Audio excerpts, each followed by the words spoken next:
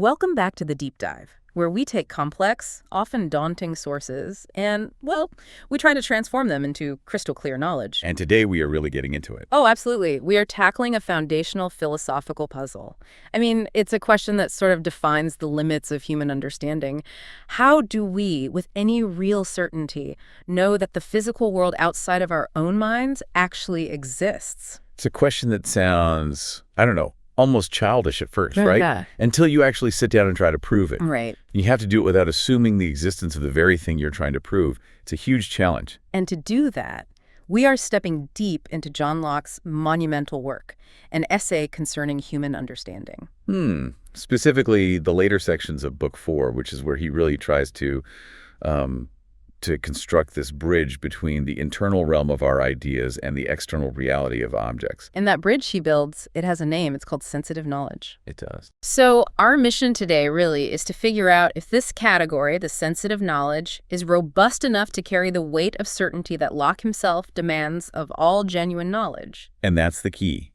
Because at first glance, and I think for a lot of readers, sensitive knowledge seems to just violate Locke's own very, very strict rules about what knowledge can even be. It seems to create a massive paradox right at the heart of his entire system. An enormous one. I mean, for Locke, and we'll get into this, knowledge is inherently subjective. It's confined entirely to the perception of agreement or disagreement among our own ideas. It's all happening inside your head. But then this one category, sensitive knowledge, it has to reach out. It has to affirm the existence of a particular, a finite object outside the mind. How does it do that? That's the whole puzzle. What's so fascinating, though, when you're reading the source material is Locke's attitude toward the whole problem, toward the skeptic. Oh, it's so different. It's completely different from someone like Descartes. Right, Descartes treated skepticism as this, profound intellectual crisis that demanded this absolute foundational proof.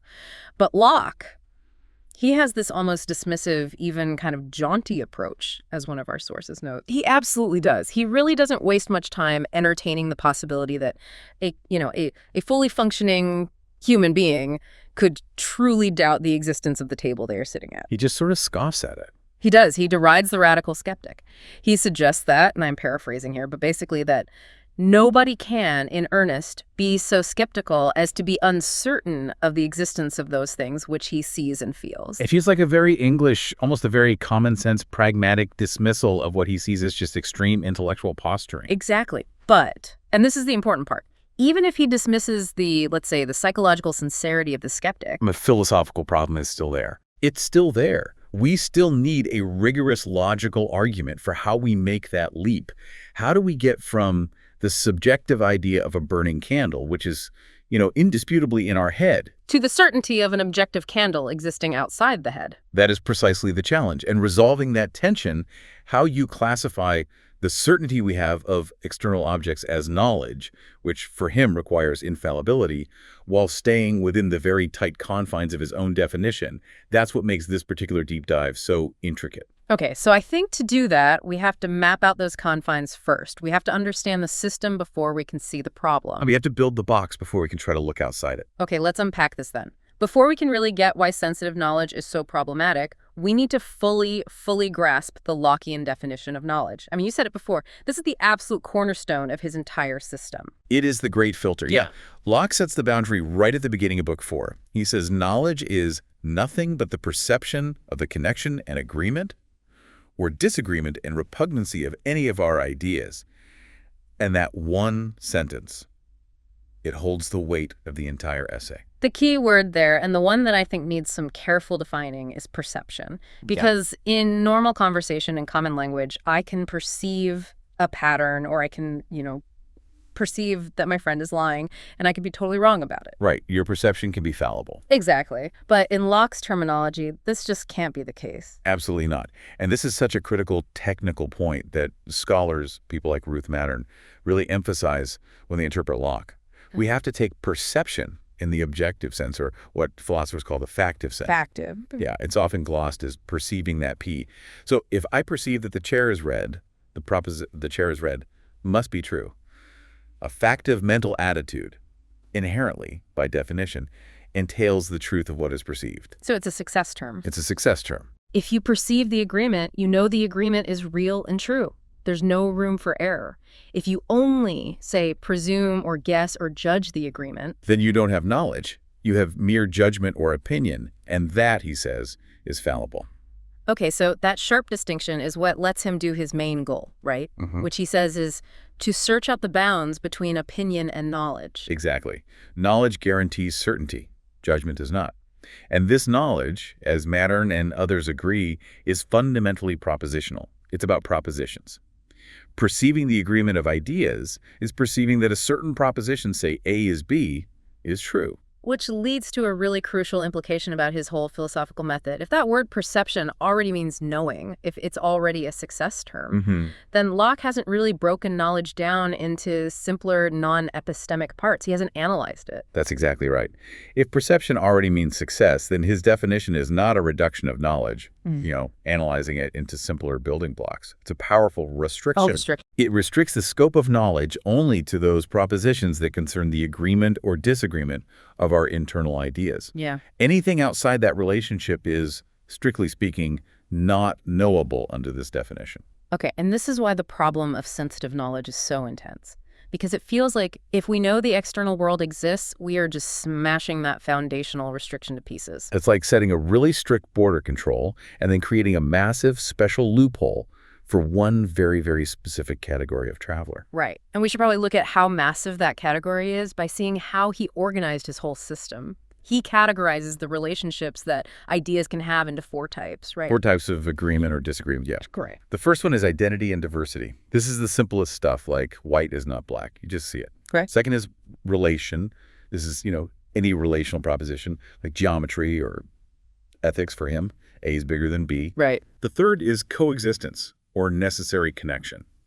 This is about whether 2 qualities always exist together in the same subject, which Locke, by the way, is generally pretty pessimistic that we can ever know for sure. Okay. And then finally, the big one. The big one. Number 4 is real existence. And this is where sensitive knowledge lands. It's about knowing the actual real existence, agreeing to any idea.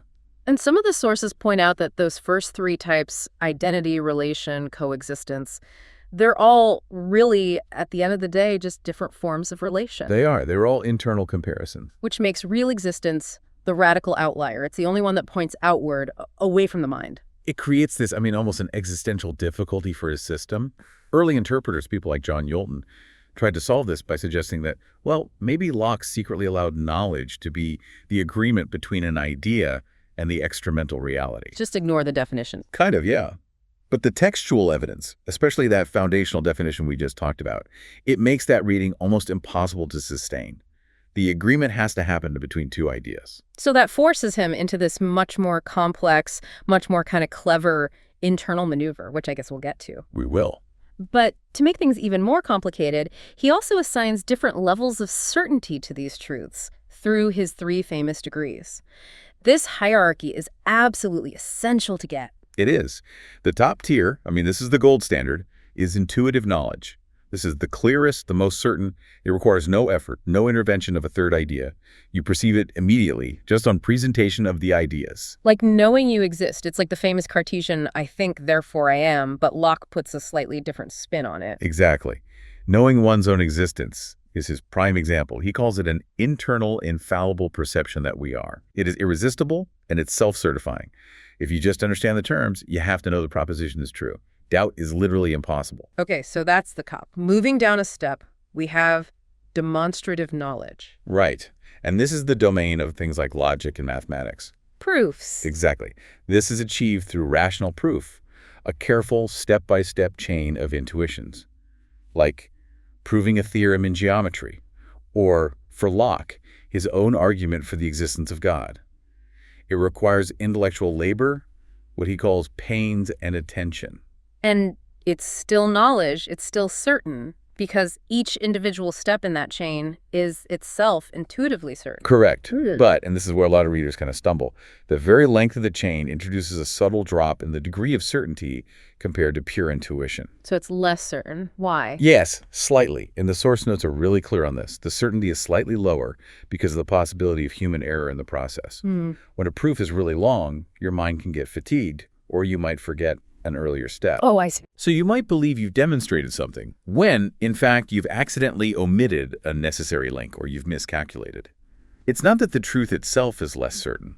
It's that our factive perception of that truth is a bit more vulnerable to procedural failure than that instantaneous grasp of intuition.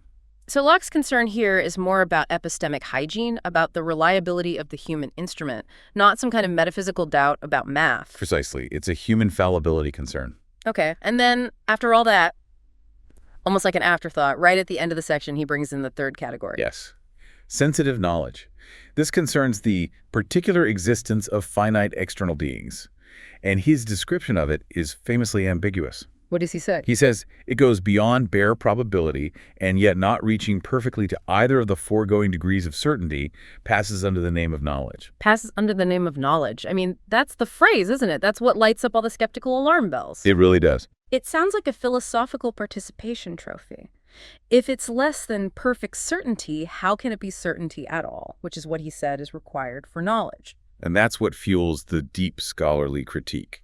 You have philosophers like Samuel Rickless who argues that, look, sensitive knowledge isn't really knowledge. It's just assurance, a highly justified, high probability judgment, but it's ultimately fallible. And that interpretation it's attractive, right? Because clearly we are sometimes wrong about the external world. We dream, we hallucinate, we suffer from optical illusions.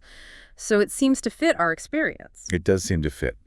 But if we adopt that assurance reading, we fundamentally compromise Locke's entire project. Which was to draw a clean line between certainty and opinion. Exactly. Why would he go to such incredible lengths to define knowledge as this infallible perception, only to immediately introduce a third category that is inherently fallible? It would be just a monumental self-sabotage of his own system. It would. I mean, if Locke intended for sensitive knowledge to be fallible, he would have just put it in the category of judgment or opinion, which he spends the entire last third of the essay detailing.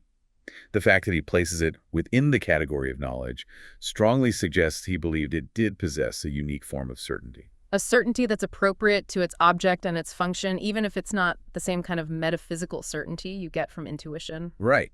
We have to assume he's trying to defend its certainty against the skeptic. Yeah. Which, naturally, leads us to his first line of defense, the psychological claim. So we've set up the problem. External existence has to be certain. But you can't seem to derive that certainty just by relating the idea of an object to other ideas inside your head.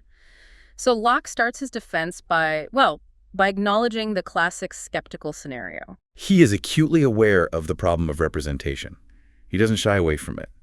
He says something like, having the idea of anything in our mind no more proves the existence of that thing than the picture of a man evidences his being in the world, or the visions of a dream make thereby a true history. An idea is just a picture. The certainty of the picture is, it's just intuitive. I know I have the picture in my mind, but that doesn't prove the model exists out there. Not at all. And the challenge he sets for himself is how to certainly infer the existence of anything without us, which corresponds to that idea.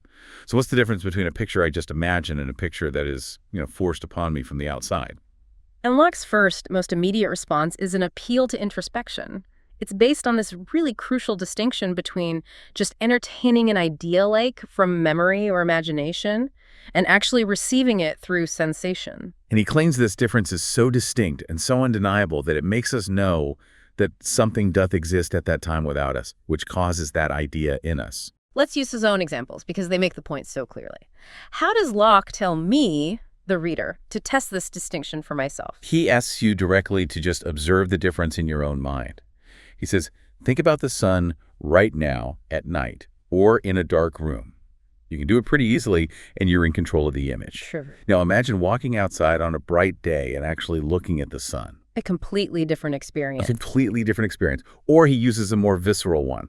He says, whether he be not invincibly conscious to himself of a different perception when he actually tastes wormwood or smells a rose or only thinks on that savor or odor. The subjective experience is just vastly different. The content, the idea of the sun, or the idea of the taste of wormwood, that might be identical, but the mode of cognition is totally distinct. One is active and pliable, something I'm doing, and the other is immediate and, unavoidable. Exactly. The skeptic is focusing only on the content of the idea. But Locke forces us to focus on the accompanying idea, The reflective idea, an idea of reflection that arises from the operation of the mind itself. When we're sensing something, he says, our consciousness is immediately and invincibly conscious that the idea is coming in via the senses, not being revived from memory. And that difference, he argues, is as plain and distinct as the difference between any two simple ideas like red and blue. Pretty much. He's essentially saying that our consciousness is not just a passive mirror. It's an active system that tags the source of its own information. The feeling of actual seeing or actual tasting is a real, distinct psychological fact that provides immediate evidence of an external cause. It's amazing because this empirical claim he's making is actually strongly validated by modern cognitive psychology. It really is. You mentioned this concept of source monitoring, which was pioneered by Marcia Johnson. And researchers now confirm that the human brain doesn't just, file away information. It tags memory traces with all these qualitative details like phenomenal richness, context, and a feeling of control. And those tags help us differentiate between a self-generated thought, like visualizing something or imagining it, and externally perceived input, like actual sensation. So Locke identified a genuine, crucial feature of our conscious mental life 3 centuries before psychological research actually confirmed it. He absolutely did. It's a testament to his powers of introspection. Okay, that's a really powerful validation of his empirical claim, but it brings us straight back to the philosophical dilemma, what you called the milder problem.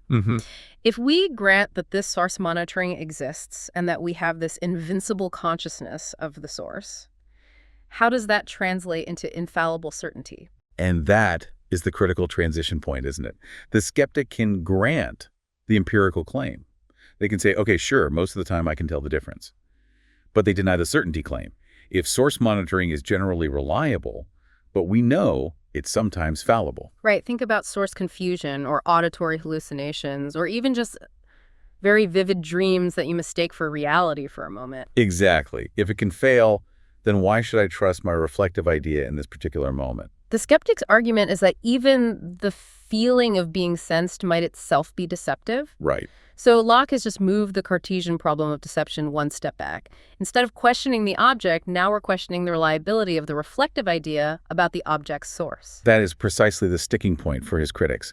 Locke seems to be addressing psychological doubt, that experience that puts us past doubting, rather than providing the kind of rational proof that shows the doubt is unfounded. And to get to knowledge, to get to certainty, Locke has to show that this reflective idea is infallible, that the perception of its mode is factive. Yes. If that reflective grasp of sensation versus imagination can be fallible even once, then his whole defense seems to collapse back into just mere high probability, or assurance, not knowledge. So we are still left with the paradox. If knowledge has to be the agreement of 2 ideas, and this reflective idea of sensation is potentially fallible, he has to find another way. He has to find a way to make the content of that reflective idea self-certifying, linking it directly to an external cause without breaking his own rule that knowledge has to stay within the mind. He needs to find a way to internalize the external cause. So to solve this whole paradox, Locke really needed to show how the certainty of an external cause could be perceived as the agreement of 2 internal ideas. And this required a level of precision that he only really fully articulated later when he was defending his work. That's right. And that defense came during his famous and pretty intense theological and philosophical exchange with Bishop Edward Stillingfleet. Right. Stillingfleet wasn't a lightweight. He was a major intellectual figure. Not at all. And he challenged Locke on some of the most fundamental points of his epistemology, which basically forced Locke to be microscopically precise about how sensitive knowledge could possibly fit his own definition. And it's in that correspondence that Locke clarifies that the agreement is between 2 distinct internal ideas. Okay, let's define them as clearly as we can. What are the 2 ideas? So first, you have the idea of actual sensation. And importantly, this idea is a complex idea of reflection. It's the mind grasping its own operation, its own experience of sensing. Okay, so that's idea number 1. Then second, you have the idea of actual existence of something without me that causes that sensation. That's a remarkable philosophical move. It's really quite brilliant. He has successfully internalized the certainty of external existence. Yes. He's not comparing the idea in my head to the actual external chair anymore. He's comparing the experience of receiving the idea to the concept of an external cause. And with that move, the problem of how to prove external reality transforms into a new problem. Proving that the first idea, the idea of actual sensation, logically requires the second idea, the idea of an external cause. And this is where the core mechanism, what you call the irresistible cause, comes into play. And that is all characterized by the experience of passivity. Yes, the lack of control, the feeling of being acted upon rather than acting. That's the crucial differentiator. It is. Locke observes that while we can freely choose to recall our stored ideas, the smell of a rose, the image of the sun from memory, those ideas that are actively forced upon us, the ones that he says, I cannot avoid having, they must proceed from some exterior cause whose efficacy I cannot resist. So this experience of being subject to an external force, that is what grants the idea of sensation its unique certainty. The feeling of passivity is the internal, undeniable signpost that points to an external origin. And we can actually delve a little deeper into the nature of that passivity. It's not just about the content of the idea. It's about the relationship of the mind to the idea. How so? Well, when you actively try to imagine an apple, you are doing work. You are constructing it. And you can stop that work whenever you want. Right, I'm in control. But when you are looking at an apple, the visual input just persists, regardless of your mental desire to stop seeing it, short of closing your eyes. This passive reception is experienced as a profound difference in your conscious life. So sensitive knowledge is really a joint function. The senses provide the content, the shape, the color, the smell of the rose, and reflection provides this necessary commentary on its mode of arrival. That it was passive and involuntary. And the perception of the agreement then happens because the reflective idea of involuntary input is perceived to agree with the idea caused by something outside me. Locke has, in his view, successfully framed external certainty as a type of internal relational knowledge. It's this unique, instantaneous coincidence, the appearance of the object's idea and the immediate reflective certainty that this appears as passive, that yields a degree of certainty appropriate to its kind. And framing it that way helps us understand why sensitive knowledge gets relegated to that third special category of certainty. It does. It's not intuitive, because the idea of a rose doesn't logically contain the concept of existence, right? Yeah. Not in the way the idea of self-existence does for you. Okay. And it's not demonstrative, because there are no rational step-by-step proofs linking the passive experience to the external cause. Instead, the connection is perceived immediately through the coincidence of the two ideas and the, what he calls, overwhelming consciousness of the mode. It's a certainty based on the internal awareness of a necessary correlation. The sources raise a really interesting, subtle point about the developmental aspect of all this. If the certainty rests on recognizing this lack of control, then this has to be something that is learned empirically through repeated attempts at controlling things. Oh, it absolutely implies cognitive development.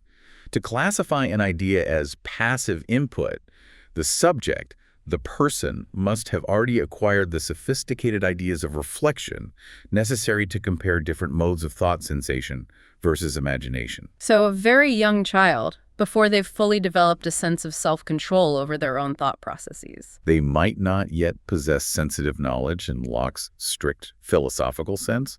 They haven't yet learned to categorize their mental life into controlled and uncontrolled input. They're still figuring that out. That makes the distinction feel much more real-world, less abstract.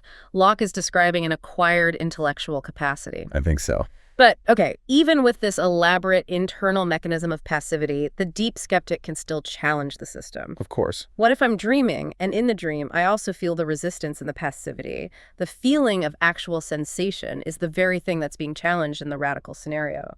You've hit the nail on the head. The entire defense we just outlined rests on the infallible nature of that reflective idea of passivity. If the evil genius or the dream state can perfectly simulate that very feeling, the irresistible input, then Locke's certainty is undermined. Which forces him to abandon the search for absolute metaphysical certainty altogether. Yes. It forces him to make his final, and I think most powerful, tactical shift. This is the part of the argument where Locke really moves beyond pure epistemology and starts to embrace, well, almost utilitarian criteria. He does. He recognizes that no matter how elaborate his internal mechanisms are, they will always, always fail against the ultimate philosophical challenge of radical deception, the evil genius or the long, perfectly consistent dream. So he shifts from the theoretical plane to the practical. He effectively turns to the radical skeptic and says, look, you are asking for a kind of certainty that is completely unnecessary for human life. His focus narrows to what is relevant for us as finite, struggling beings in the world. And he has that monumental statement where he argues that the certainty we have is as great as our happiness or misery, beyond which we have no concernment to know or to be. It's a huge statement. It implies that the entire purpose of human knowledge isn't to grasp some absolute capital T truth, but it's for survival and well-being. It completely reframes the whole epistemic project. It does. He says our faculties were not designed for a perfect, clear, comprehensive knowledge of things free from all doubt. That was never the goal. Instead, they were designed to the preservation of us and accommodated to the use of life. So if the certainty we have works, if it guides our actions successfully, then that is sufficient. That counts as knowledge for our purposes. That's all the knowledge we need. And to ground this pragmatic certainty, he relies on his famous, what you call his Archimedean point, the simple ideas of pain and pleasure. Yes. Why are pain and pleasure the infallible bedrock here? What's so special about them? Well, within Locke's philosophical system, simple ideas, like the sensation of warmth or the sensation of pain, they're the fundamental building blocks of all our thoughts. And crucially, he argues they are invariably real, adequate, and true. Okay. They're the primary contact points between the mind and reality. And for him, there is simply no possibility of error concerning the presence of that simple idea in the mind. You can't mistake what seems to be pain for actual pain. The experience of the simple idea is self-certifying. It's a piece of intuitive knowledge. So if the simple idea of pain is an undeniable reality, then it acts as the ultimate check, the ultimate constraint on the radical skeptic who wants to insist that the whole external world is just an illusion. Precisely. Locke imagines the skeptic who is fully committed to maintaining that everything, including what he calls the glowing heat of a glass furnace, is merely a dream or an illusory appearance. Okay. And Locke's answer is brutally direct. The skeptic will still suffer real pain upon putting his hand in it. The existence of the furnace might be philosophically debatable for the skeptic, but the existence of the ensuing pain is not. It's not. And the reliable correlation between the idea of the furnace and the necessary consequence of pain that confirms the reliability of the entire system for practical purposes. The certainty of external existence, then, is confirmed not by flawless transcendent logic, but by the reliability of the consequences for our own well-being. Exactly. Our knowledge, he says, is sufficient to direct us in the attaining the good and avoiding the evil, which is caused by them, which is the important concernment we have of being made acquainted with them. This feels like the ultimate practical proof. If the skeptical doubt makes no functional difference to my behavior, if I still avoid the fire and seek out comfort, then the demand for some higher, more abstract degree of certainty is just intellectually unreasonable. It's moot. We are forced to act as if the external world is certain, and the consistency of pain and pleasure guarantees that our as if is a reliable guide to reality. It's a very clever closing argument, really. Locke doesn't defeat the radical skeptic by proving their premise is logically impossible. No, he doesn't. He defeats them by proving their doubt is functionally irrelevant. He grounds the validity of our sensory experience in the utilitarian purpose of our existence. Our knowledge works because it helps us survive. It's a beautiful way to close the loop. It connects all the way back to the beginning of the essay, where Locke set out to survey the natural limits of human understanding. And he seems to conclude here that this boundary isn't set by abstract logic, but by our biological reality, by pain and pleasure. It really highlights a key difference between Locke and the pure rationalists, doesn't it? A massive difference, where the rationalists were seeking a truth achievable by pure reason alone, in a vacuum. Locke embraces the limitations of our lived experience. He argues that our certainty must be proportional to our needs. The level of certainty we have about the external world is exactly the level we need to navigate it successfully. Any more is just a philosophical luxury. And an unnecessary one at that. What a dense and, truly fascinating intellectual journey. Locke starts by defining knowledge in a way that seems to completely preclude the external world. He really paints himself into a corner. He does. Then he creates this incredibly complex maneuver, relying on these internal, reflective ideas about the passivity of our sensory input to grant certainty. And finally, he secures that certainty against the most radical doubt by rooting it firmly in the inescapable reality of pain and survival. It is an ingenious system. Right. He's attempting to provide a full epistemic warrant from entirely within a subjective domain. We know the external cause exists, not because we can somehow look outside our own minds, but because our internal reflection, our awareness of being involuntarily affected, is perceived to agree with the idea of an external agent. It's an incredible piece of philosophical architecture. Yet, Yeah. despite all that, critics still point out a couple of key, maybe unresolved philosophical gaps in his concept of sensitive knowledge, They do. particularly concerning the sort of mechanics of consciousness itself. Yes, and one of the most challenging is known as the binding problem. If sensitive knowledge requires the simultaneous perception of two distinct ideas, the idea of the object, let's say the color red, and the reflective idea of the mode, the involuntary sensation, Right. how does the mind instantly and crucially, infallibly know which reflective idea belongs to which object idea? Wait, can you give a clear illustration of that? So if I'm simultaneously looking at a red book in front of me, and my mind is also at the same time recalling the memory of a red apple, Perfect example. both of which are red ideas in my head. Exactly. Your consciousness contains both the idea of the book and the idea of the apple. Your faculty of reflection will generate two modes, the feeling of involuntary input for the book and the feeling of voluntary recall for the apple. The binding problem asks, how does the mind instantly and infallibly pair the feeling of involuntary input only with the book idea and not mistakenly pair it with the memory of the apple? Oh, wow. Yeah, that seems like a pretty fundamental structural flaw for any system that fragments consciousness into these separate little ideas that then have to agree with each other. It is. If that binding mechanism is itself fallible, then the certainty he's trying to build just collapses. It suggests that the agreement isn't just a simple coincidence of two ideas floating around. It requires a far more sophisticated, maybe instantaneous tagging and binding mechanism that Locke he doesn't detail. He doesn't. And it's a weakness you find in a lot of early modern theories of perception that rely on these distinct internal representations. And what's the second key unresolved issue? You said there were two. The second one concerns the immediacy of the distinction. We can call it the activation of sensation. Locke argues that we are invincibly conscious of the mode, instantly. The difference between sensing the sun and remembering the sun is immediately apparent to us. But if we don't always need that temporal test, trying to control the idea and failing, what precisely activates the reflective idea of sensation or passive input the very instant the light hits our eye, rather than activating the idea of recollection? Is it because it has richer phenomenal detail or a higher intensity? Maybe. Locke suggests that this distinction may be represented in a flash, perhaps through habit or some kind of acquired knowledge, but he stops short of providing the necessary empirical details to explain how it works. So he accurately identified the phenomenal difference, the feeling, but not the causal mechanism for its instantaneous activation in our consciousness. That's a good way to put it. But the fact remains, despite these gaps, Locke's account is so much more rigorous than a mere assertion that, of course, we know the world exists.